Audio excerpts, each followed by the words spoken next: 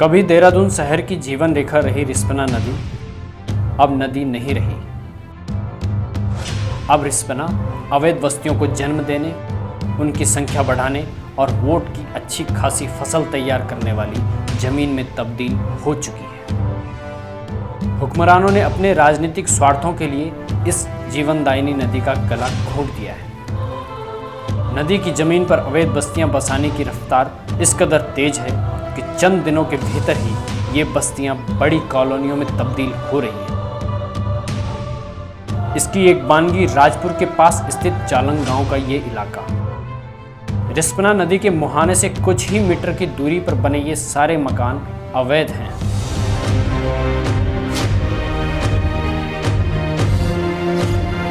ये सारे मकान नदी का रास्ता रोककर बनाए गए। इन्हें बनाने वालों को न किसी सरकार का डर है और ना ही नदी की चिंता। सवाल यह है कि रिस्पना नदी के बीचों बीच बन रही इस अवैध कॉलोनी को किसकी सह पर बसाया जा रहा है। शहर की पक्की कॉलोनियां जहां आज भी बिजली पानी जैसी बुनियादी जरूरतों से महरूम है, वहीं ये अवैध बस्तियां हर सुविधा से लैस है।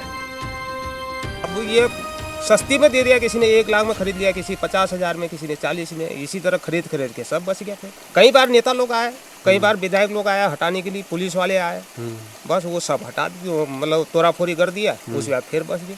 अब ये तो वही प्रशासन की गलती है ना, तो ये वोट बाट के चक्कर में बसा देते हैं, अपना जीतने के चक्कर में। बस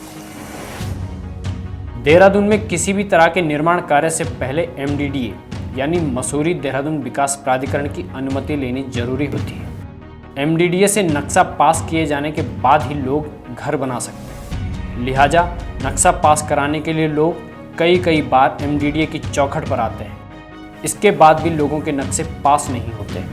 MDDA के अफसर उन्हें दुत्कारते हुए बाहर निकाल देते हैं।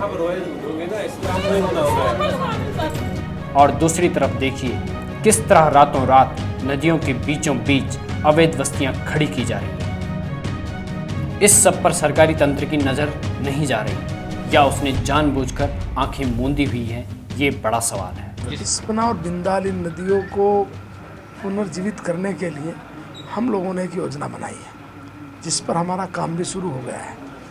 और यदि उसमें इस प्रकार का कोई निर्माण जिसको हम कह सकते हैं कि उसके पास में भी हो रहा है और अवैध निर्माण है, तो विभाग उसको देखेगा और मैं निश्चित रूप से कहीं ना कहीं ये निर्देशित विभागों को करूँगा कि इस पर आप तत्काल कार्रवाई करें।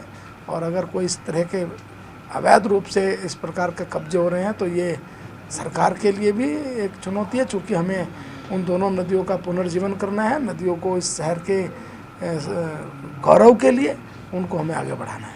अर्बन प्लानिंग बिल्डिंग एक्ट, उसमें प्रोविज़न दिए हुए हैं सेक्शन 14 से 28 तक। तो जिस धारा के तहत ये मामला आएगा उसके तहत कार्रवाई कर दी जाएगी। रिस्पना नदी में हो रहे अवैध निर्माण के सवाल पर अधिकारी कार्रवाई की बात तो करते हैं, मगर कार्रवाई यदि वास्तव में हो रही होती तो क्या बस्तियां इस कदर रिस्पना के सीने को छलनी कर रही होती? राजनीतिक स्वार्थों की खातिर रिस्पना पर अवैध बस्तियों का यह जो वोट बैंक तैयार किया गया है, इसने रिस्पना को मरणासन अवस्था में पहुंचा दिया है। अवैध बस्तियों को बसाने की यही रफ्तार रही तो एक दिन रिस्पना इतिहास हो जाएगी। कैमरा सहयोगी मनोज चौहान के साथ शैलेश नौटियाल, दैनिक उत्तराखंड, देहरादून।